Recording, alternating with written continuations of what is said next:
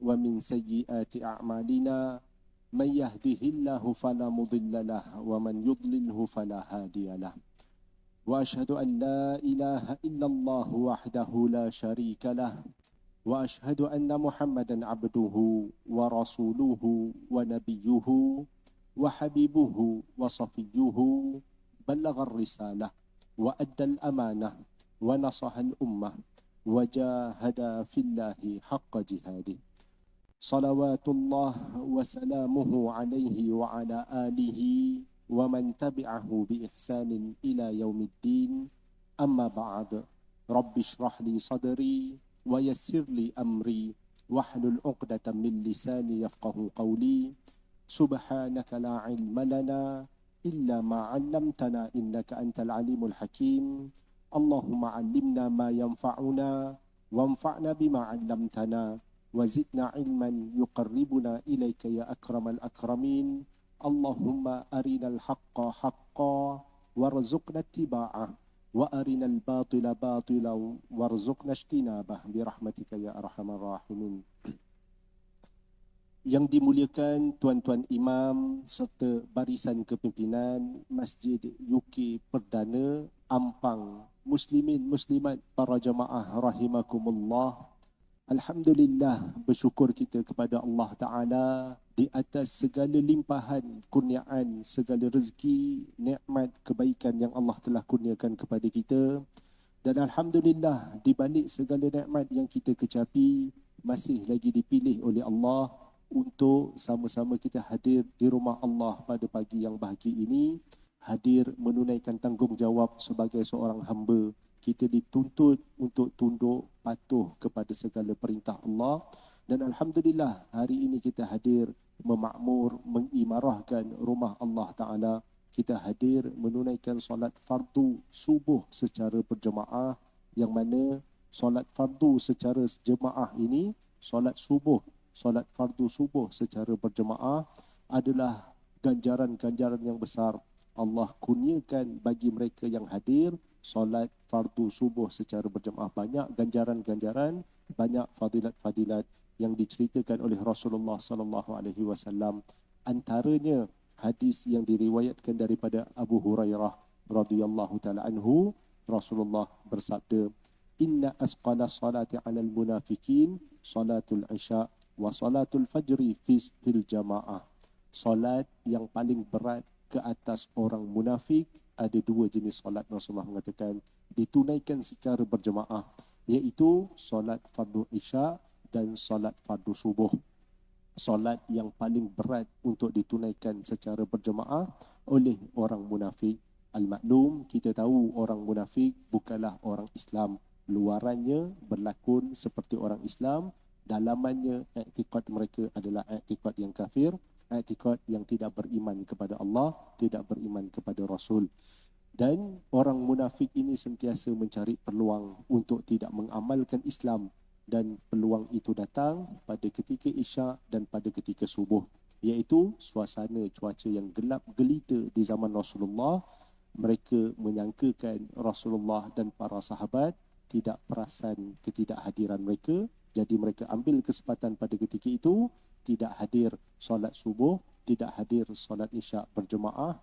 Dalam pada masa yang sama, di rumah pun mereka tidak menunaikan solat, sebab mereka tidak beriman pun dengan Allah, dengan Rasul. Dan Rasulullah ceritakan kepada kita, walau ya'lamu nama fihima la'atauhuma walau habwan.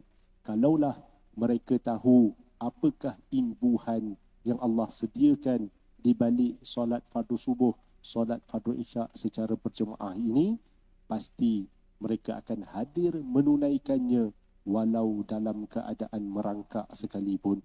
Kalau dibuka hijab, kita lihat apakah ganjaran yang ada di balik subuh, di balik isyak secara berjemaah, pasti kita akan berusaha untuk hadir menunaikannya walau dalam keadaan merangkak sekalipun. Hadis riwayat daripada Imam Muslim. Jadi Alhamdulillah, kita hadir masih lagi dalam keadaan sihat, kesihatan yang Allah Ta'ala berikan kepada kita. Kita memilih untuk hadir menunaikan solat fardu secara berjemaah, terutamanya solat fardu subuh secara berjemaah. Dan juga Rasulullah ceritakan kepada kita, man salla subhi man shalla subha fi jama'atin fahuwa fi zimmatillah. Siapa yang solat fardu subuh secara berjemaah pada sehariannya, Rasulullah ceritakan kepada kita, akan duduk dalam naungan, dalam perlindungan Allah Ta'ala. Dari subuh ini sehingga subuh keesokan hari, kita akan sentiasa duduk dalam perlindungan, dalam naungan Allah Ta'ala. Hadis riwayat daripada Imam Muslim. Dan juga di sana ada amalan-amalan yang khusus, ada fadilat-fadilat, pahala-pahala yang khusus yang Allah gunakan kepada mereka yang berjaya tunaikan solat fardu subuh secara berjemaah, tidak ditawarkan kepada selain daripada mereka, iaitu ada solat sunat khusus bagi mereka yang berjaya menunaikan solat fardu subuh secara berjemaah. Dalam satu hadis, Rasulullah mengingatkan kepada kita, man sallal ghada fi jama'atin thumma qa'ada yazkurullah hatta tatlu'a syams summa salla rak'atain kanat lahu ka ajrati hajjatin wa umratin tammah. Rasulullah ingatkan kepada kita, siapa yang berjaya menunaikan solat fardu subuh secara berjemaah. Syarat pertama, dia berjaya tunaikan solat fardu subuh secara berjemaah. Summa qa'ada yazkurullah, kemudian diduduk mengingati Allah Ta'ala. Syarat kedua, lepas solat subuh diduduk mengingati Allah Ta'ala hatta tatlu'a syams, sehingga terbit matahari. Duduk mengingati Allah ini apa cara sekalipun, sama ada berzikir, berwirid, membaca Al-Quran, duduk dalam majlis ilmu juga termasuk dengan mengingati Allah Ta'ala. Kita mengingati Allah sehingga bila?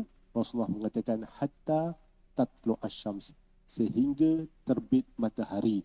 Terbit matahari ini para ulama mengatakan qadra rumhin, qadar satu galah ataupun lebih kurang 3 hasta dari kaki langit, mengikut pandangan mata kasar. Jadi mengikut pandangan mata kasar, 3 hasta dari kaki langit, sudah pasti ada khilaf di kalangan para alim ulama. Jadi majoriti ulama mengatakan 25 minit setelah masuk waktu syuruk, dan di sana ada sebahagian pendapat ulama mengatakan 12 minit setelah masuk waktu syuruk. 12 minit setelah masuk waktu syuruk, summa salla rak'atain. Syarat ketiga, Rasulullah mengatakan kemudian dia bangun solat sunat 2 rakaat. Solat sunat 2 rakaat ini juga ada khilaf di kalangan para alim ulama. Sebahagian ulama mengatakan ia adalah solat sunat isyraq. Sebahagian ulama mengatakan ia adalah solat sunat duha. Sebahagian ulama mengatakan duha dan isyraq adalah solat sunat yang sama. Jadi tak perlu kita berbalah dalam perkara-perkara khilaf. Nak niatkan isyraq, silakan. Kita nak niatkan duha, silakan. Yang penting solat 2 rakaat itu jangan tinggal. Kerana apa? Fadilat yang sangat besar Allah berikan kepada mereka yang berjaya menunaikan solat sunat 2 rakaat tersebut, iaitu Rasulullah mengatakan kanat lahu ka ajrati hajjatin wa umratin tammah. Dia akan mendapat ganjaran pahala bagaikan dia berjaya melaksanakan ibadah haji dan ibadah umrah. Pahalanya sempurna. 3 kali Nabi mengulangi kesempurnaan ibadah haji dan ibadah umrah bagi mereka yang berjaya solat fardu subuh secara berjemaah, dan kemudian mereka duduk mengingati Allah sehingga terbit matahari, dan kemudian tunaikan solat sunat 2 rakaat tersebut. Hadis riwayat daripada Imam At-Tirmizi. Jadi insya-Allah semoga dapat kita mengamalkan. Selesai majlis kita nanti, kita bangun solat sunat 2 rakaat. Solat sunat 2 rakaat ini khusus bagi mereka yang berjaya solat fardu subuh secara berjemaah. Jadi solat fardu subuh berjemaah ada amalan yang khusus bagi mereka yang berjaya menunaikannya. Jadi insya-Allah semoga kita dapat ambil tawaran-tawaran hadiah daripada Allah Ta'ala yang mana kita telah berjaya solat fardu subuh secara berjemaah. Dan alhamdulillah seterusnya bersyukur kepada Allah juga, kita dipilih duduk dalam majlis-majlis ilmu sebegini. Majlis-majlis yang Rasulullah ceritakan kepada kita, Rawdatan min Riyadil Jannah, salah satu daripada taman-taman syurga. Rasulullah cerita turun rahmat daripada Allah, turun keberkatan, turun sakinah, turun maghfirah, keampunan daripada Allah. Hatta Rasulullah ceritakan kepada kita, para malaikat juga hadir dalam majlis-majlis ilmu sebegini sehingga memenuhi ruang langit dunia. Para malaikat hadir dalam majlis-majlis ilmu sebegini. Dan Rasulullah ceritakan kepada kita juga syarat ataupun sifat mukmin sejati. Mereka takkan pernah puas daripada ilmu yang mereka miliki. Rasulullah bersabda, "Lan yashba'al mu'min min khairin yasma'uhu hatta yakuna muntahahul jannah." Rasulullah mengingatkan kepada kita sifat ciri-ciri mukmin sejati, mereka takkan pernah puas daripada ilmu yang mereka telah miliki. Makin banyak ilmu yang mereka miliki, makin ingin mereka mengetahui tentang ilmu-ilmu yang banyak.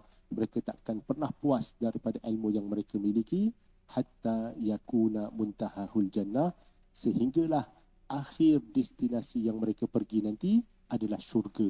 Setelah masuk dalam syurga, baru ada kepuasan dalam diri seorang mukmin terhadap kebaikan-kebaikan yang didengar, terhadap ilmu-ilmu yang didengar. Hadis riwayat daripada Imam At-Tirmizi. Dan juga Imam Ibn Mubarak mengingatkan kepada kita, Imam Ibn Mubarak mengatakan, la yazalu rajulu aliman ma talabal ilmi. Seseorang yang alim, seseorang yang memiliki ilmu yang banyak akan dianggap orang yang alim selagi mana dia masih tidak berhenti daripada menuntut ilmu. Seorang itu walaupun ijazahnya banyak, ilmunya banyak dan dia masih lagi menuntut ilmu, itu adalah tanda orang yang alim.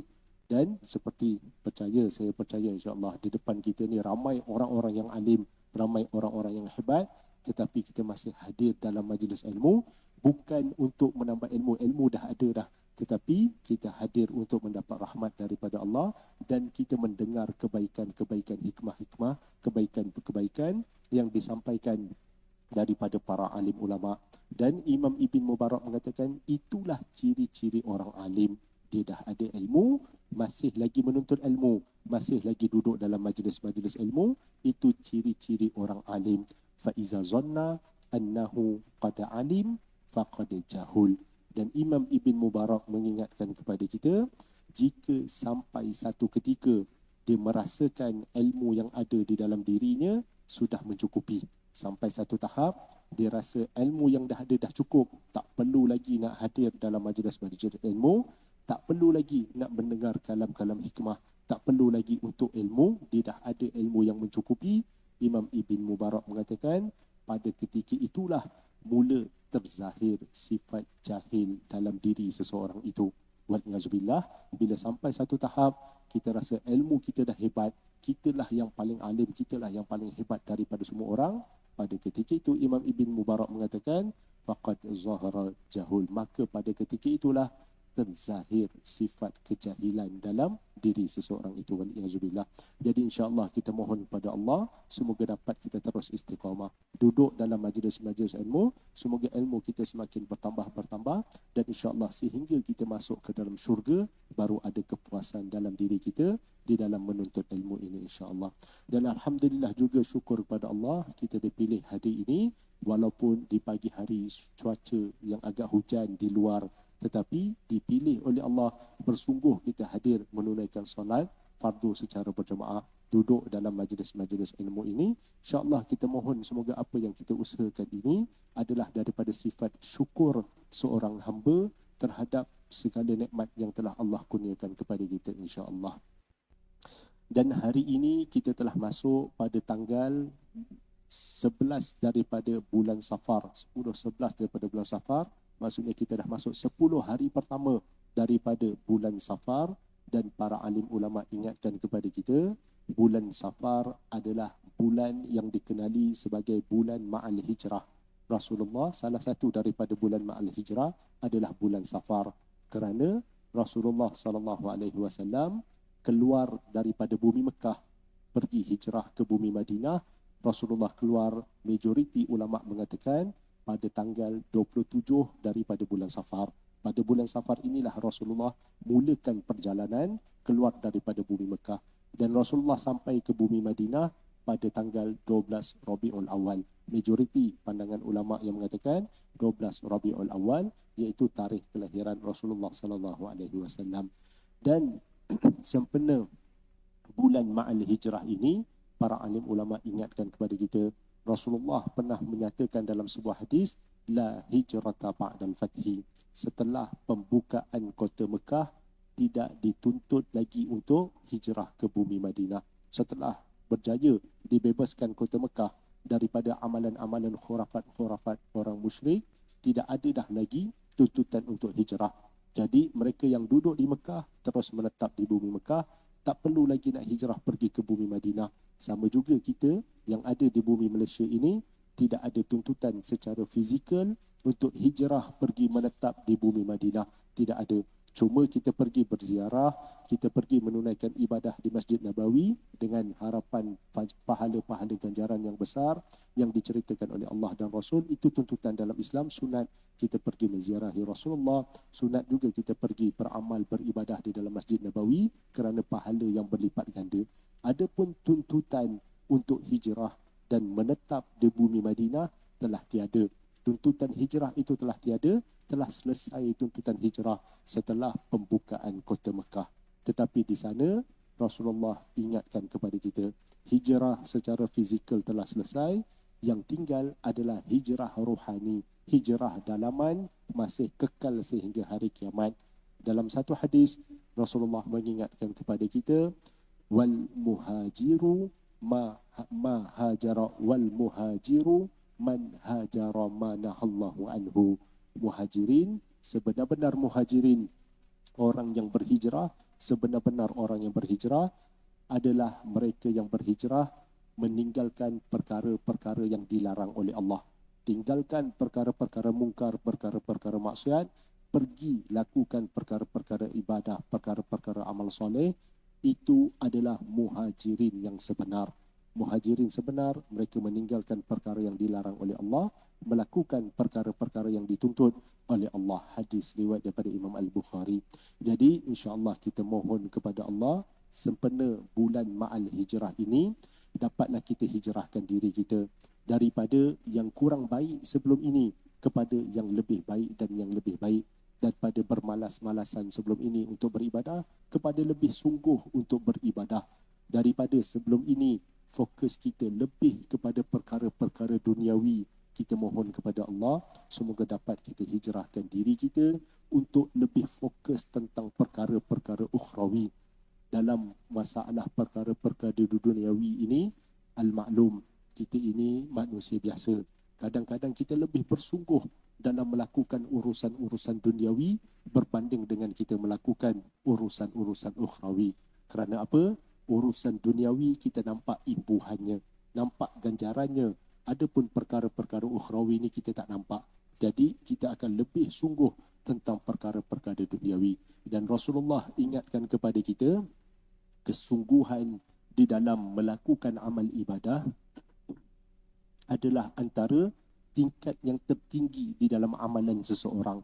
Dalam sebuah hadis diriwayatkan daripada Ummul Mukminin Sayyidatina Aisyah radhiyallahu taala anha, Rasulullah bersabda, innallaha ta'ala yuhibbu idza amila ahadukum an yutqinahu. Innallaha ta'ala yuhibbu idza amila ahadukum amalan an yutqinahu. Allah sangat mencintai amalan yang dikerjakan oleh salah seorang daripada kamu, dan amalan yang dikerjakan itu dilaksanakan dengan penuh kesungguhan. Amalan yang dikerjakan sepenuh hati, penuh kesungguhan, dilakukan dengan sangat sempurna, sangat cermat, sangat teliti. Amalan itu adalah amalan yang paling dicintai oleh Allah. Adapun amalan yang dilaksanakan dalam keadaan sambil lewa, tidak ada kesungguhan dalam amalan itu, pahalanya masih ada tetapi kurang pahalanya berbanding dengan orang yang bersungguh-sungguh di dalam melakukan sesuatu amalan. Hadis riwayat daripada Imam Al-Baihaqi. Jadi sebab itulah para alim ulama mengingatkan kepada kita di dalam melaksanakan amal ibadah, amal-amal ukhrawi, semoga ada kesungguhan dalam diri kita untuk melaksanakan ibadah-ibadah tersebut. Terutamanya jika bertembung di antara perkara duniawi dengan perkara ukhrawi. Kebiasaan kita jika bertembung urusan-urusan duniawi dengan perkara-perkara ukhrawi, kita akan lebih untuk kesungguhannya pergi kepada perkara duniawi. Jadi Rasulullah SAW ingatkan kepada kita, jika bertembung di antara perkara duniawi dengan ukhrawi, pilih perkara ukhrawi. Itu adalah antara kesungguhan yang ada di dalam diri kita, dan ia adalah antara darjat tertinggi, yang mana amalan itu adalah amalan yang paling dicintai oleh Allah Ta'ala. Contoh yang mudah, al-maklum, kita manusia biasa kita akan memilih perkara-perkara duniawi. Kadang-kadang dalam urusan kesungguhan duniawi ini, kita lihat baru-baru ini musim pesta bola, tapi dah selesailah Piala Dunia baru ini. Kita lihat kesungguhan dalam diri kita. Sanggup kita bangun pukul 3, 4 pagi. Sanggup pukul 3, 4 pagi bangun untuk apa? Untuk tengok bola, tengok perlawanan bola. Salah ataupun tidak nak tengok bola, tidak ada masalah. Silakanlah nak tengok bola. Tetapi yang menjadi masalah, bila mana tengok bola dan bertembung dengan waktu solat subuh, kita dapati yang tengok bola tidak hadir pun untuk menunaikan solat fardu subuh secara berjemaah. Duduk di kedai-kedai kopi, penuh di kedai kopi. Pagi-pagi kita keluar untuk pergi kuliah, lalu di kedai-kedai nampak ada skrin besar, ramai duduk di situ. Sampai di masjid, sampai di surau, tetap orang yang lama juga yang duduk di masjid di surau. Yang duduk di kedai kopi lebih ramai daripada yang ada di masjid di surau. Wal'iyazubillah, situ ada masalah. Kita kata tengok bola tak salah, tapi bila sampai tahap sedemikian, duniawi lebih diutamakan daripada perkara ukhrawi, di situ ada masalah. Masalahnya mana? Rasulullah ceritakan kepada kita dalam satu hadis, tanda keimanan seseorang yang masih belum sempurna, tanda imannya rosak. Rasulullah mengatakan la yu'minu ahadukum hatta yakuna hawahu taba'an lima jitu bihi. Tidak akan pernah sempurna iman seseorang daripada kamu sehinggalah sampai satu tahap hawa nafsu dalam jiwanya, kehendak dirinya cenderung kepada perkara-perkara yang aku bawa. Rasulullah mengatakan iman seseorang daripada kamu tidak akan pernah sempurna selagi keinginan dalam dirinya, hawa nafsunya tidak cenderung kepada perkara yang aku bawa. Apa yang Rasulullah bawa? Iaitu perkara-perkara ukhrawi. Jika bertembung di antara dua perkara, duniawi dan ukhrawi, kita lebih memilihkan perkara-perkara duniawi. Pada ketika itulah Rasulullah mengatakan, hati-hati, ada masalah dalam urusan iman. Iman kamu masih belum sempurna. Hadis riwayat daripada Imam Al-Baihaqi. Jadi insya-Allah lah kita mohon kepada Allah, semoga iman kita semakin meningkat dari hari ke hari, dan insya-Allah semoga dapat kita sempurnakan keimanan kita, dan yang paling utama adalah di akhir pengakhiran hayat kita. Di akhir-akhir hayat kita, semoga kita terus istiqamah di dalam melaksanakan urusan ibadah insya-Allah. Dan insya-Allah perkongsian kita pada pagi ini berkenaan dengan dua syarat amalan seseorang itu akan diterima oleh Allah. Dalam hadis berkenaan dengan kesungguhan di dalam melaksanakan amal ibadah ini, Imam Ibn Rajab ada menceritakan kepada kita dalam kitab Jami'ul Hukum, Jami'ul Ulum wal Ahkam, berkenaan dengan dua syarat amalan seseorang akan diterima oleh Allah Ta'ala. Pertama sekali, syaratnya adalah mengikut sunnah Rasulullah. Amalan yang kita kerjakan, mestilah amalan itu bertepatan dengan apa yang diajar oleh Allah, oleh Rasul. Selain daripada kita bersungguh untuk beramal, amalan itu mestilah seperti apa yang diajar oleh Allah, oleh Rasul. Jika kita bersungguh di dalam melakukan sesuatu amalan, tetapi amalan itu sebenarnya tidak ada landasannya daripada syarak, kita reka-reka sendiri amalan tersebut, hati-hati, takut amalan itu akan menyimpang kita daripada membawa kita keluar daripada ajaran agama Islam. Rasulullah pernah mengingatkan kepada kita berkenaan dengan Islam akan terpecah kepada 73 golongan. Umat Islam akan terpecah kepada 73 kumpulan, dan Rasulullah mengatakan hanya satu kumpulan sahaja yang akan selamat. Lagi 72 akan gagal, akan dihumban di dalam api neraka, iaitu mereka yang terpesong daripada ajaran yang dibawa oleh Allah dan Rasul. Rasulullah menyatakan 73 kumpulan akan terpecah daripada umat Islam. Tapi kalau kita tengok rekod yang ada pada JAKIM dalam jabatan Islam kita, daripada semenjak merdeka sehingga pada hari ini, rekod yang ada dalam JAKIM telah difatwakan 148 ajaran sesat. 148 ajaran sesat telah difatwakan di dalam negara kita. Dalam negara kita sahaja sudah ada 148, sedangkan Rasulullah mengatakan 73 sahaja.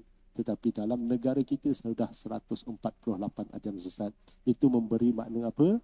Ajaran-ajaran, fahaman-fahaman yang sesat ini semakin bertambah dan semakin banyak. dan sampai pada ketika ini masih lagi ada ajaran-ajaran baru yang masih lagi dalam perbincangan untuk difatwakan sebagai ajaran-ajaran yang sesat. Jadi sebab itulah para alim ulama ingatkan kepada kita, hati-hati berkenaan dengan amalan, sesuatu amalan yang hendak kita lakukan. Jangan terlalu mudah mengikut amalan-amalan yang tidak ada sandaran daripada Al-Quran dan Sunnah, dan paling utama tidak ada sandaran daripada para alim ulama. Tidak ada perbahasan di kalangan para alim ulama. Jangan mudah untuk kita laksanakan perkara-perkara tersebut. Sebab banyak sahaja amalan-amalan yang songsang, dan juga sebab itulah pentingnya sanad di dalam agama Islam kita ini. Sanad adalah perkara yang paling utama, sehingga kan Imam Ibn Mubarak mengingatkan kepada kita, innal isnad minad din. Sungguhnya sanad, sesuatu amalan itu daripada sebahagian daripada agama ini. Walau lal isnad laqala man syaa ma syaa. Tanpa sanad, tanpa membincangkan tentang perkara-perkara sanad ini, sudah pastilah Imam Ibn Mubarak mengatakan, kalau kita tak ambil peduli tentang sanad, sudah pasti sesiapa yang ingin melontarkan sesuatu perkara, dia boleh mengungkapkan apa sahaja yang diinginkan, dan semua itu disandarkan kepada Rasul, semua itu disandarkan kepada Allah Ta'ala. Contoh yang paling jelas dalam hadis-hadis, dalam ilmu hadis, kalau kita bincang, ada satu hadis yang dikenali sebagai hadis Bazinjan, hadis berkenaan dengan terung. Ada satu hadis berkenaan dengan terung yang masyhur di kalangan ulama-ulama hadis, tapi ulama hadis mengetahui hadis ini adalah hadis palsu. Dalam ungkapan hadis yang direka itu, dia mengatakan al-bazinjan lima ukilalahu, terung ada fadilat ganjaran yang besar dengan apa yang diniatkan. Dia makan terung, fadilat terung ini mengikut apa yang diniatkan. Jika dia sakit, dia makan terung itu akan menyembuhkan, mempunyai khasiat yang luar biasa. Dan dalam satu hadis juga direka, kulul bazinjan fa innahu syajaratun ra'aituha fil jannatil ma'wa. Makanlah kamu terung dengan banyak, sesungguhnya terung ini aku lihat pohonnya berada di dalam jannatil ma'wa, dalam syurga yang tinggi tingkat darjatnya. Makanlah terung yang banyak sebab ia adalah buah-buahan daripada syurga. Hadis ini para alim ulama mengatakan hadis yang direka palsu. Direka oleh siapa? Peniaga-peniaga terung. Dia jual terung, toki-toki terung, dia nak lakukan terungnya, dia jual terung, dia kata ini adalah hadis daripada Rasulullah, terung mempunyai khasiat yang luar biasa, makanan-makanan daripada syurga. Dan kita jika tak tahu ilmu tentang sanad, tak tahu ilmu tentang hadis, kita akan terpengaruh dan merasakan, wah, terung makanan yang berkhasiat, bersungguh kita makan terung, akhirnya tak ada apa faedah, takut ada kesan pula sebab terlalu banyak makan terung, ada kesan yang lain pula. Hakikatnya hadis ini adalah hadis palsu. Jadi sebab itu para alim ulama ingatkan kepada kita, dalam melaksanakan amal ibadah, dalam melakukan sesuatu amalan, kena pastikan dahulu amalan yang kita lakukan itu adalah amalan yang bertepatan dengan apa yang ada dalam syarak ataupun sebaliknya. Dan ingat, yang paling utama adalah perbahasan para alim ulama. Jangan kita menganggap sesuatu hadis itu sahih, kita boleh beramal. Nanti dulu. Pertama, kita kata kena kaji hadis yang betul, baru kita kemudian masuk pada bahagian yang kedua, kena lihat perbahasan para alim ulama terhadap hadis tersebut. Tak boleh kita lihat hadis sahih, kita terus beramal. Nanti dulu, sebab di sana banyak hadis-hadis sahih pun kita tak dibenarkan untuk beramal. Ada hadis sahih yang tak dibenarkan untuk kita beramal. Pertama sekali, yang tak ada hadis kita tolak. Kemudian yang ada hadis, perlu kita perhatikan pandangan ulama. Antara hadis-hadis sahih yang tak boleh kita amal, sebab kadang-kadang kita ni terlalu bermudah di dalam amalan. Kadang-kadang sampaikan ada satu kaedah, mereka meletakkan satu kaedah, mereka mengatakan apa yang Nabi buat, kita buat. Apa yang Nabi tak buat, kita jangan buat. Kita adalah pengikut sunnah. Kita kena buat apa yang Nabi buat, kita kena tinggalkan apa yang Nabi tinggalkan. Secara luaran kita tengok ayat itu tidak ada masalah. Tetapi jika didalami, ayat itu ada banyak masalah. Kerana apa? Tak semua yang Nabi buat, kita dituntut untuk buat. Tak semua yang Nabi tinggalkan, kita dituntut untuk tinggalkan. Contoh paling mudah, Rasulullah berkahwin, isteri Rasulullah berapa orang? isteri Nabi, sebahagian ulama mengatakan 12 orang isteri Nabi. Dan Nabi bukannya kahwin 4 cerai 4, kahwin 4 cerai 4, tak. Nabi kahwin semua dan pernah Nabi himpunkan dalam satu perkahwinan 9 orang. Dibenarkan bagi Rasulullah untuk kahwin terus 9 orang. Bagi kita, dibenarkan ataupun tidak, tak mungkin. Sebab ulama dah bahaskan, maksimum 4 sahaja, tak boleh lebih. Jadi kalau kita pegang kaedah, apa yang Nabi buat, kita buat, akhirnya dia akan bawa kepada kesesatan. Dia buat perkara yang tak dibenarkan di dalam Islam. Dia kahwin lebih daripada 4 kerana dia menganggap itulah yang Rasulullah buat. Dan di sana juga ada banyak perkara. Antaranya Rasulullah berpuasa sambung, disebut sebagai Syam Wisal, puasa sambung. Nabi tak buka, Nabi puasa dan sambung untuk keesokan hari. Nabi terus puasa tanpa buka. Para sahabat nak buat, Nabi larang. Nabi mengatakan, aku akan diberi makan dan minum oleh Allah Ta'ala. Jadi beza aku dengan kamu, Rasulullah larang. Dan juga ada beberapa perkara yang Rasulullah buat, tetapi Rasulullah tak tuntut untuk kita lakukan. Seperti contoh, Rasulullah tidak menerima zakat, Rasulullah tidak menerima sedekah, tapi kita dibenarkan. Kita sebagai umat Islam jika masuk asnaf, dibenarkan untuk menerima zakat. Walaupun dia memiliki isteri yang 4, tetapi di asnaf, dia tetap boleh menerima zakat. Dia berhak untuk menerima zakat. Jangan kita pertikai nanti, oh si fulan itu isteri dia 4 masih menerima zakat. Dia berhak jika dia masuk dalam golongan asnaf.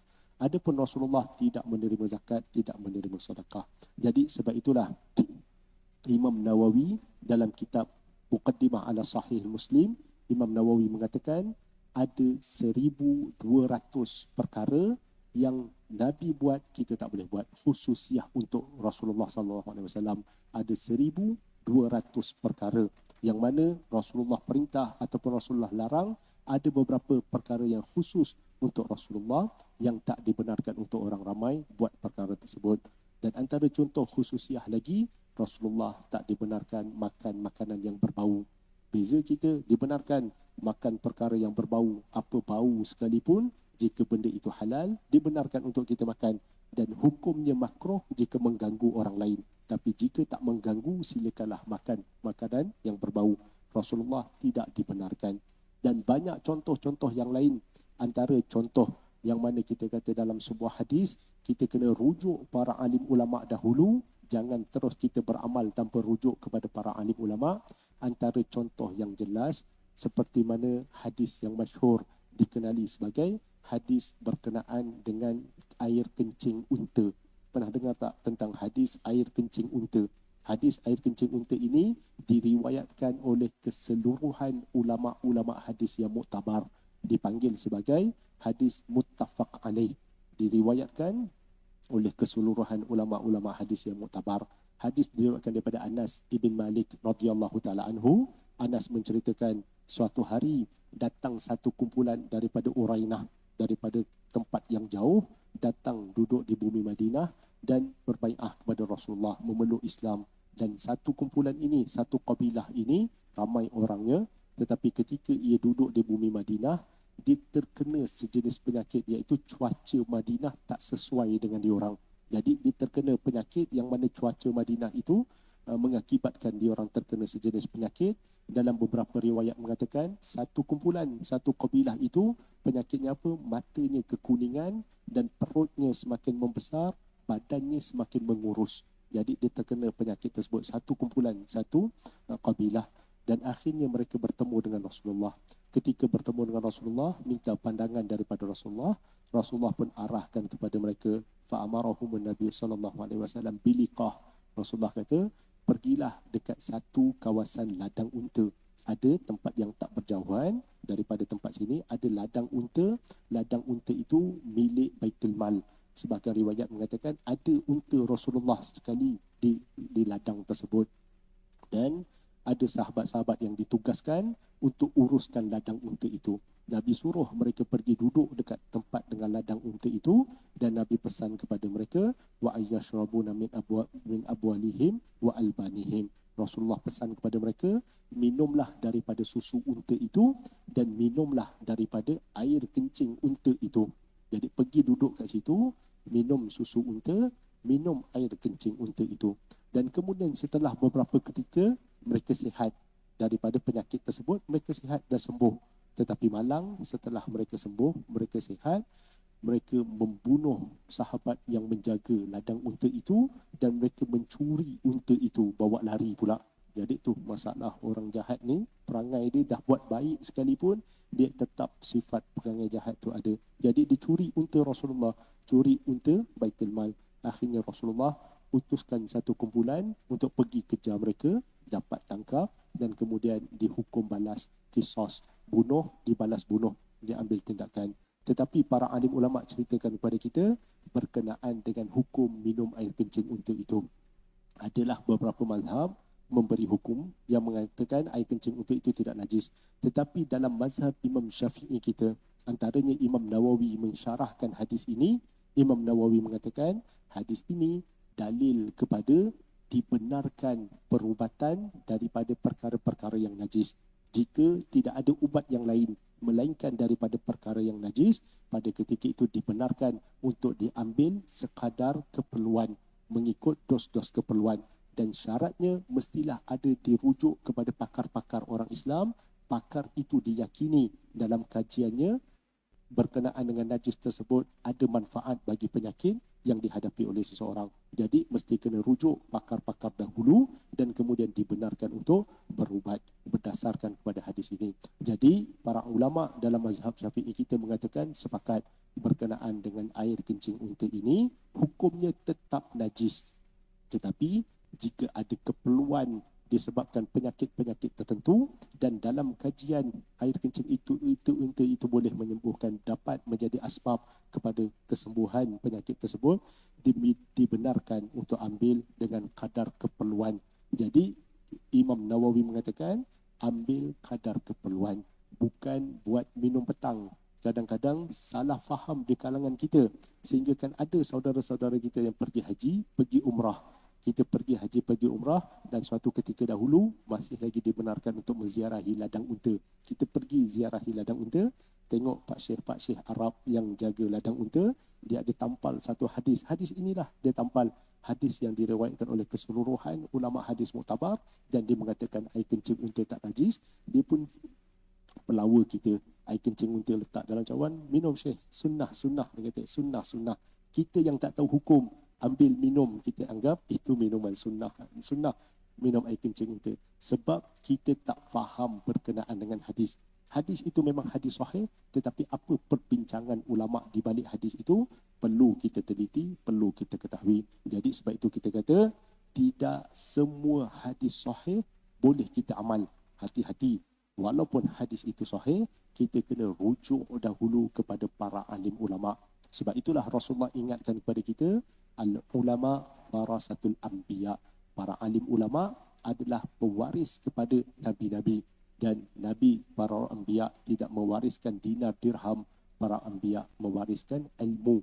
Maka Rasulullah ingatkan kepada kita, faman akhazahu akhaza bihazzin wafir. Siapa yang ambil ilmu itu, dia telah mengambil jalan yang sangat menguntungkan. Jadi kita kena rujuk para alim ulama dahulu, tak boleh memandai kita di dalam mengambil sesuatu hadis walaupun hadis itu sahih. Dan antara contoh yang lebih jelas kita berikan contoh berkenaan dengan wudu Rasulullah sallallahu alaihi wasallam. Nabi ambil wudu bagaimana yang diceritakan dalam hadis berkenaan dengan wudu Rasulullah. Dalam Sahih Al-Bukhari, Sahih, Imam Nawawi mengatakan asahul kutubul musannafah, kitab yang paling sahih selepas daripada Al-Quran adalah kitab karangan Imam Al-Bukhari, Sahih Al-Bukhari. Dalam Sahih Al-Bukhari, cara Rasulullah ambil wudu, ada 3 hadis. Imam Al-Bukhari membawakan hadis. 3 hadis ini sahih, tetapi diriwayatkan daripada sahabat yang berbeza. Pertama, hadis diriwayatkan daripada Ibn Abbas. Dalam Sahih Al-Bukhari, Rasulullah tawadda'a dan membasuh anggota wudunya marratan marrah. Rasulullah basuh anggota wudu sekali-sekali. Setiap anggota Nabi basuh sekali-sekali sahaja. Dan kemudian ada hadis yang berikutnya diriwayatkan daripada Abdullah ibn Zaid. Dalam Sahih Al-Bukhari juga, Rasulullah ambil wudu, Nabi basuh anggota wudunya 2 kali. Nabi basuh 2 kali. Dan kemudian berikutnya dalam Sahih Al-Bukhari juga hadis diriwayatkan daripada Humran Maula Utsman radhiyallahu taala anhu, Rasulullah mengambil wudu, Nabi basuh 3 kali. Jadi ketiga-tiga hadis ini adalah hadis sahih, diriwayatkan dalam Sahih Bukhari. Jadi kalau kita tidak mahu ambil pandangan para alim ulama, kita nak tengok hadis mengikut logik akal fikiran kita, bagaimana kita nak beramal dengan ketiga-tiga hadis ini mengikut logik akal fikiran kita, akhirnya kita akan memberi pandangan Nabi sekali-sekala basuh sekali, sekali-sekala basuh 2 kali, sekali-sekala basuh 3 kali. Jadi kadang-kadang kita basuh sekali, kadang-kadang kita basuh 2 kali. Apakah itu pandangan para alim ulama? Tidak. Para alim ulama setelah mengkaji berkenaan hadis ini, akhirnya para alim ulama mengatakan kita rujuk balik kepada asbabil wurud. Asbab ketika datang hadis. Bagaimana kisah di balik hadis itu. Bukan sahaja teks, tapi tengok konteks yang ada di balik hadis tersebut. Apa konteksnya? Apakah yang terjadi ketika hadis ini diriwayatkan? Para ulama mendapati ketika Rasulullah bermusafir, dan pada ketika itu Nabi tidak memiliki air. Air yang ada terlalu sedikit, perlu untuk keperluan minuman, keperluan untuk kehidupan. Jadi pada ketika itu Rasulullah ambil wudu, Nabi basuh sekali-sekali saja. Itu memberi makna yang mana basuhan sekali itu adalah basuhan yang wajib. Jadi sebab itu Nabi basuh sekali-sekali saja disebabkan tidak ada air. Dan di sana ada beberapa ketika zaman kemarau. Zaman kemarau air ada tetapi tidak terlalu banyak. Cukup untuk diambil wuduk, cukup untuk diguna makan dan minum, tetapi tidak terlalu banyak. Dan pada ketika itu Rasulullah ambil wuduk 2 kali, memberi pengertian basuhan yang pertama adalah wajib, basuhan yang kedua adalah basuhan yang sunat. Jadi Nabi ambil wuduk 2 kali dan 2 kali. Dan ada pun hadis Rasulullah mengambil wuduk basuhannya 3 kali, itu adalah dalam keadaan situasi yang normal. Dalam keadaan biasa, air banyak, tidak ada kemarau, Nabi tidak musafir, dan keperluan air itu banyak, Nabi ambil wuduk 3 kali. Itu memberi pelajaran maksimum pembasuhan dalam wuduk, kesempurnaannya adalah 3 kali. Sekali yang wajib, 2 kali yang sunat. Jika berlebih basuh sampai 4-5 kali, dia boleh jatuh hukum makruh. Jika terlalu pembaziran boleh jatuh kepada haram. Jadi sempurna maksimumnya 3 kali saja. Walaupun sebanyak mana air yang ada, basuh 3 kali saja, jangan lebih. Sehingga kan dalam satu hadis daripada Sa'ad ibn Abi Waqqas, suatu hari Rasulullah lalu, Nabi tengok Sa'ad ibn Abi Waqqas, dia ambil wuduk dengan menggunakan air yang banyak. Sehingga kan kemudian Rasulullah mengatakan, "Ma hadzal israf ya Sa'ad?" Wahai Sa'ad, apakah pembaziran yang kamu lakukan ini? Dan ketika itulah Sa'ad mengatakan, "Awafil wudu israf ya Rasulullah?" Apakah untuk beribadah pun ada pembaziran? Sebab Sa'ad menyangkakan digunakan air yang banyak itu akan mendapat pahala yang banyak. Tetapi Rasulullah mengatakan, "Na'am wa in kunta ala nahrin jarin." Ya, wahai Sa'ad, ada pembaziran. Walaupun kamu mengambil wuduk itu kamu anggap sebagai ibadah, tetapi dalam penggunaan air itu berlebihan akan berlaku pembaziran. Walaupun kamu berada dekat dengan sungai yang mengalir deras. Walaupun sungai yang mengalir deras, tetaplah kamu ambil wuduk basuh 3 kali saja. Jangan berlebihan, sebab berlebihan itu tidak dituntut di dalam agama Islam kita. Jadi, jika kita rujuk kepada para alim ulama, kita akan dapati perbahasan para alim ulama sangat jelas dan sangat teliti berkenaan dengan hadis-hadis Rasulullah. Jadi ulama mengambil hukum-hukum yang ada dan ulama hidangkan kepada kita. Sebab itu paling utama mesti kita kena rujuk kepada para alim ulama. Dan ulama mana yang perlu kita rujuk? Sebab ulama pun banyak bercanggah pendapat. Rasulullah bagikan garis panduan kepada kita. Rasulullah mengatakan, "Innallah la yajma'u ummati 'ala dhalalah, yadullah ma'al jama'ah, faman syadza saja ila nar." Rasulullah ingatkan kepada kita, ulama yang paling utama yang perlu kita ikuti adalah ulama yang majoriti. Ulama jika bersepakat di dalam satu perkara, Rasulullah mengatakan dia takkan bersepakat di atas kesesatan. Innallah la yajma'u ummati 'ala dhalalah. Allah tidak akan menghimpunkan kesatuan daripada ulamaku di atas kesesatan. Jadi ulama jika bersepakat, jika majoriti ulama berpandangan seperti pandangan yang sama, itu adalah pandangan yang paling sempurna, paling selamat dan paling cermat.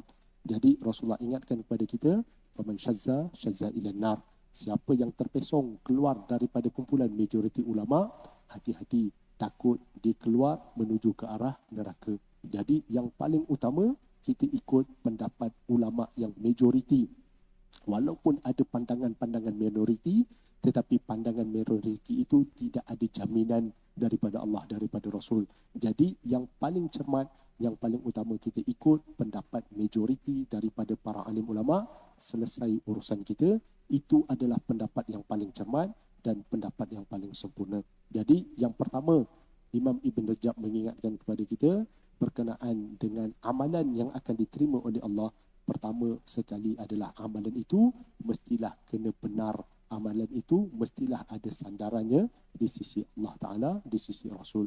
Tak boleh kita reka-reka amalan sendiri dan tak boleh kita ikut pandangan kita sendiri. Mesti kena rujuk kepada para alim ulama. Yang kedua, syarat untuk amalan seseorang itu diterima adalah keikhlasan di dalam melakukan amal ibadah tersebut. Jadi kita dah buat amalan yang betul, kena hadirkan keikhlasan dalam diri kita. Kalau kita lakukan suatu amalan tanpa ada keikhlasan dalam diri kita, amalan itu juga termasuk dalam amalan yang sia-sia. Sebab itu hadis yang masyhur ketika Nabi hijrah, Nabi sebut innamal a'malu binniyat wa innamal likulli imri'in ma nawa faman kanat hijratuhu ila Allah wa rasulihi fa hijratuhu ila Allah wa rasulihi wa man kanat hijratuhu lidunya aw imra'atin yankihuha fa hijratuhu ila ma hajara ilaihi. Rasulullah ingatkan kepada kita, siapa yang keluar hijrah, nampak hijrah seperti mempertahankan agama Islam, berjuang bersama dengan Rasulullah, tetapi Rasulullah mengatakan jika niat dia keluar tujuannya untuk habuan-habuan duniawi, tujuannya untuk perempuan-perempuan kekasih-kekasih yang keluar hijrah dengan Rasulullah, dia nak ikut kekasih dia saja, maka Rasulullah mengatakan di hijrah akan dapat apa yang diniatkan. Dan juga apa yang ada dalam hati inilah yang menjadi nilaian Allah Ta'ala. Rasulullah mengingatkan kepada kita, innallaha la yanzuru ila suwarikum wala ila ajsamikum walakinnallaha yanzuru ila qulubikum wa a'malikum. Allah tidak pernah menilai luaran kamu, rupa paras kamu, harta kekayaan kamu, luaran kamu tak pernah menjadi ukuran di sisi Allah Ta'ala. Yang Allah nilai adalah apa yang ada dalam hati kamu, apa yang ada dalam amalan kamu, dalam jiwa kamu. Itulah nilaian sebenar Allah Ta'ala. Hadis riwayat daripada Imam Muslim. Dan juga para alim ulama ingatkan kepada kita, dalaman kita inilah yang membezakan di antara amalan orang mukmin dengan amalan orang munafik. Daripada segi luaran, kalau kita nak ukurkan, amalan orang munafik lebih hebat daripada kita, daripada luaran.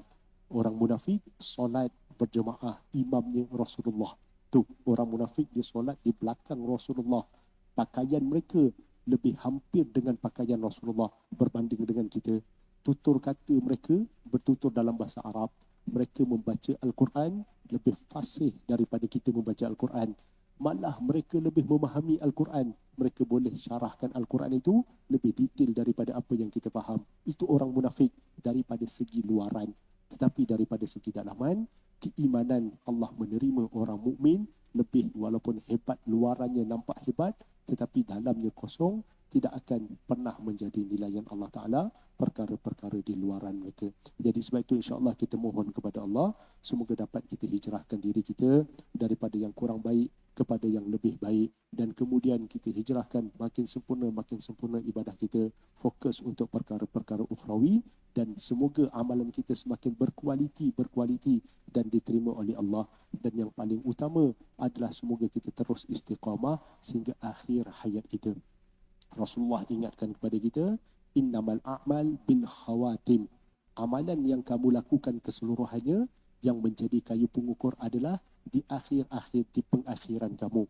Pengakhiran kamu dalam keadaan yang baik, kamu akan mendapat perkara yang baik. Pengakhiran kamu dalam keadaan yang buruk, kamu akan dapat perkara-perkara yang buruk.